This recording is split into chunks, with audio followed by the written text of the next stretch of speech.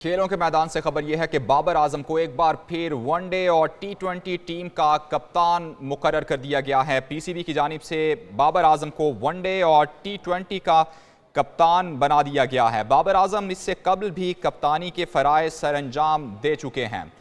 बाबर आजम एक बार फिर वनडे और टी20 टीम की क़यादत करेंगे। पाकिस्तान क्रिकेट बोर्ड की जानिब से यह कहा गया है कि बाबर आजम को वनडे और टी20 का कप्तान मुकर्रर किया गया है। बाबर आजम इससे कबल भी कप्तानी के फराइज सरअंजाम दे चुके हैं। टी20 वर्ल्ड कप हारने के बाद बाबर आजम को तनकीद का निशाना बनाया गया, जिसके बाद ज़का अशरफ जो कि उस वक्त पीसीबी के चेयरमैन थे, उनकी जानिब से शाहीन शाह अफरीदी को कप्तान मुकर्रर किया गया। लेकिन अब ये नई रजीम ने यह फैसला किया है कि बाबर आजम ही वनडे और टी20 की क़यादत करेंगे। वनडे टीम और टी20 टीम की क़यादत बाबर आजम करेंगे। आइंदा Babar Azam white ball cricket के कप्तान मुकर्रर कर दिए गए हैं पीसीबी की जानिब से। बाबर आजम इससे कबल भी कप्तानी के फराइज सरअंजाम दे चुके हैं। बाबर आजम को कप्तानी के हवाले से पहले भी तनकीद का निशाना बनाया जाता रहा, जिसके बाद बाबर आजम से कप्तानी वापस ले ली गई और अब एक बार फिर कुछ ही अरसे बाद बाबर आजम को एक बार फिर वाइट बॉल क्रिकेट का कप्तान मुकर्रर कर दिया गया है पीसीबी की जानिब से। काफ़ी दिनों से ये चहमगोइयाँ हो रही थीं कि आइंदा चूँकि टी20 वर्ल्ड कप भी आने वाला है, न्यूजीलैंड सीरीज़ का आगाज़ भी होने वाला है और इसमें कप्तान कौन होगा, कौन पाकिस्तान क्रिकेट टीम की कप्तानी करेगा, ये चहमगोइयाँ हो रही थीं। बिलाखिर ये फैसला कर लिया गया है कि वाइट बॉल क्रिकेट की कप्तानी बाबर आजम को सौंप दी गई है। चौधरी अशरफ नुमाइंदा एक न्यूज़ हमारे साथ मौजूद हैं, उनसे तफसीलात लेंगे। अशरफ बताइएगा, क्या मामला तय पाए हैं बाबर आजम और पीसीबी के दरमियान, कुछ सामने आ सकी हैं ये चीज़ें?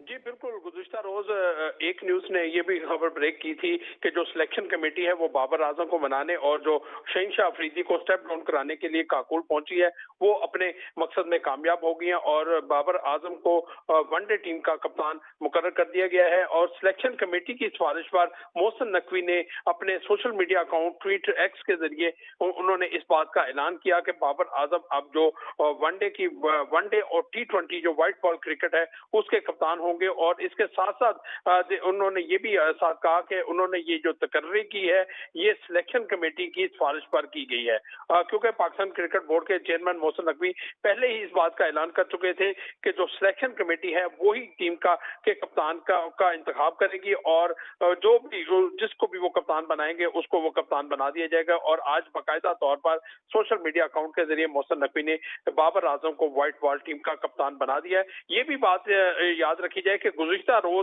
जो बाबर आजम है, बाबर आजम की जानिब से ये बात कही जा रही थी अगर उनको कप्तान बनाया जाना है तो तीनों फॉर्मेट के लिए कप्तान बनाया जाए, जिसमें व्हाइट बॉल के साथ साथ रेड बॉल टेस्ट क्रिकेट का भी कप्तान मुकर्रर किया जाए। लेकिन इस बात पर इत्तेफाक नहीं हो सका अभी, क्योंकि अगले 4 से 5 माह तक सिर्फ व्हाइट बॉल क्रिकेट है, तो इस वजह से सिर्फ व्हाइट बॉल टीम का कप्तान अब मुकर्रर किया गया। बाबर आजम एक मरतबा फिर पाकिस्तान टीम के कप्तान बन गए हैं। जी अच्छा अशरफ, ये बताइए कि सिलेक्शन कमेटी का ये मुतफ़िका फैसला सामने आया या फिर किसी न किसी मेंबर को एतराज़ भी था बाबर आजम की कप्तानी को लेकर? जी, अभी तक जो मोहसिन नकवी या पाकिस्तान क्रिकेट बोर्ड के जराये के मुताबिक जो है इस पर पूरी सिलेक्शन कमेटी इस बात पर मुतफिक थी कि फौरी तौर पर बाबर आजम को कप्तान बना दिया जाए। लेकिन इसके साथ साथ सिलेक्शन कमेटी ने जो अपना किरदार अदा किया कि शाहीन शाह अफरीदी को इस बात पर राजी किया कि अगर उनकी जगह पर बाबर आजम को कप्तान बना दिया जाए तो उनको कोई एतराज तो नहीं होगा, क्योंकि एक ही सीरीज के बाद जो शाहीन शाह अफरीदी को कप्तानी के ओहदे से हटा दिया गया, ये एक बड़ा सवाल था कि शाहीन अफरीदी ने खुद अपने तौर पर ओहदे से दस्तबरदार नहीं हुए, बल्कि पाकिस्तान क्रिकेट बोर्ड ने उनको मनाकर उनकी जगह पर बाबर आजम को कप्तान बनाया। जी अच्छा अशरफ, ये बताइए, चूंकि कप्तानी हमेशा ही क्रिकेट टीम का एक कंट्रोवर्शियल पार्ट रहा है, चूंकि खिलाड़ी ये चाह रहे होते हैं उसे कप्तान बनाया जाए और अभी पीसीबी की एंड पे ये गैर जिम्मेदाराना रवैया अपनाया जा रहा है, अभी एक ही सीरीज़ के बाद कप्तान चेंज करना, तो अब कोई ऐसी सेटलमेंट सामने आई है कि कब तक बाबर आजम को कप्तान बनाया गया है या फिर अभी बस यही ऐलान किया गया है कि बाबर आजम कप्तान होंगे, कल को 1 महीने बाद 15 दिन बाद अगर ये पसंद ना आए तो इनको भी हटाया जा सकता है? देखिए जी, ये जो ऐलान है ये है T20 वर्ल्ड कप जो जून में अमेरिका और वेस्ट इंडीज में खेला जाना है। उस वक्त तक बाबर आजम को कप्तान बनाया गया क्योंकि उसके बाद जो क्रिकेट है वो उसमें वक्फा है, उसमें कोई ज्यादा क्रिकेट नहीं है। तो लिहाजा क्योंकि अब पाकिस्तान टीम ने न्यूजीलैंड के खिलाफ होम सीरीज में 5 T20 मैचेस खेले, उसके बाद पाकिस्तान टीम ने 3 आयरलैंड के खिलाफ 3 T20 मैचेस खेलने और साथ ही इंग्लैंड के खिलाफ 4 T20 मैचेस की सीरीज खेलनी है, फिर उसके बाद वर्ल्ड कप खेलना है। ये एक लंबी ठीक है व्हाइट अशरफ, बॉल आप हमारे सीरीज साथ ही खेलना है। मौजूद रहिए। अब्दुल रऊफ साहब साबिक टेस्ट क्रिकेटर हैं, उन्होंने हमें ज्वाइन किया है। बहुत शुक्रिया अब्दुल रऊफ साहब आपके वक्त का। कैसे देख रहे हैं आप कप्तानी पहले बाबर आजम से लेना और एक ही सीरीज़ के बाद कप्तान फिर तब्दील करके बाबर आजम को बना देना, अभी आगे वर्ल्ड कप भी आ रहा है, इस सारी सूरत हाल में इस फैसले को आप कैसे देखते हैं? देखें, मेरा ख्याल है कि पाकिस्तान क्रिकेट के लिए इस तरह के फैसले कुछ अच्छे नहीं हैं, क्योंकि बार बार की ये जो म्यूजिकल चेयर जा रही है पाकिस्तान की क्रिकेट में, उसने पाकिस्तान की जो क्रिकेट है उसको काफी ज्यादा डैमेज कर दिया हुआ है। या तो आप एक फैसला लें किसी एक को मुस्तकिल कैप्टन बनाएं और फिर उसके लिए उस पर ट्रस्ट करें और उसको कंटिन्यू करने दें।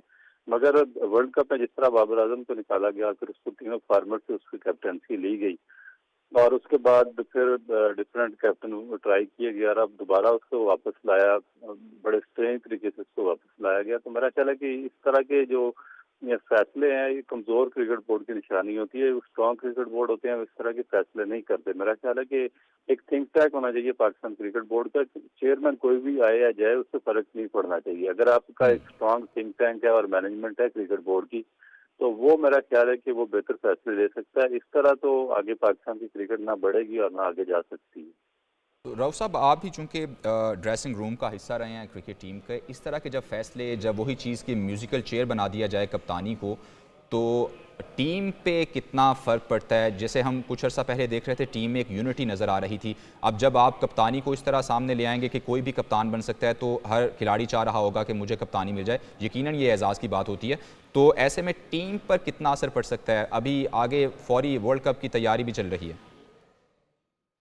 बहुत ज्यादा इससे तो असर पड़ता है। दूसरा साइकोलॉजिकली प्लेयर्स पर बहुत ज्यादा असर पड़ता है, क्योंकि डिफरेंट जो कैप्टन होते हैं उनकी गेम प्लान डिफरेंट होते हैं, उनकी एग्जीक्यूशन डिफरेंट होती है, उनके टीम के साथ जो कॉम्बिनेशन होता है वो डिफरेंट तरह का बना होता है और फिर उनकी जो प्लेयर्स की चॉइस होती है वो भी डिफरेंट होती है। तो जब आप ये एकदम कैप्टन को चेंज कर देते हैं तो ये जितने भी अनासर हैं सारे मिलकर वो फिर प्लेयर्स की जो साइकोलॉजी है उसको बड़ी बुरी तरह डैमेज कर देती हैं। तो नई नई प्लेयर्स टीम में इंडक्ट हो जाते हैं, फिर चेंजिंग वगैरह होती है, फिर आपके सेक्शन का जो प्रोसेस है वो कम्प्लीटली चेंज हो जाता है। तो इससे फिर आपका जो कंट्री होता है वो बहुत ज्यादा सफर करता है। इस तो मेरा तनाजुर ख्याल में है रऊफ कि साहब, ये पार्ट पॉजिटिव कहा जा सकता है, चूंकि बाबर आजम पहले भी 3-4 साल से कप्तानी कर रहे थे, तो लड़कों के साथ अच्छी एक अंडरस्टैंडिंग है, तो उनका वापस आना बहुत ज़्यादा फ़र्क नहीं डालेगा। जैसे साइकोलॉजिकली आप बात करें कि लड़कों की हम आहंगी होगी उनके साथ पहले से ही।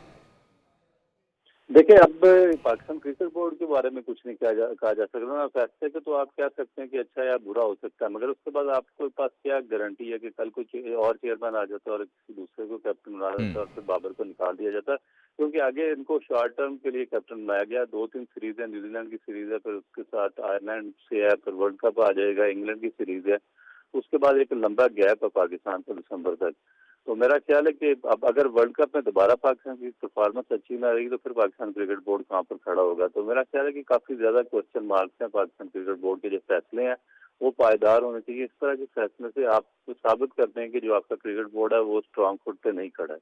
तो रऊफ साहब, आपको लगता है कि इस सारी सूरत हाल को बेहतर अंदाज में टैकल करने के लिए ये ज़्यादा अच्छा हो कि एक टाइम फ्रेम बता दिया जाए कि वर्ल्ड कप जैसे 2027 का वर्ल्ड कप है, वाइट बॉल क्रिकेट का उन्हें बनाया गया है, चूँकि उसमें ओडीआई क्रिकेट भी आती है, तो एक टाइम फ्रेम हो ताकि कप्तान को भी पता हो कि मैं तब तक जो है टीम की कप्तानी करूँगा और खिलाड़ियों को भी पता हो कि तब तक ये ही हमारा कप्तान है।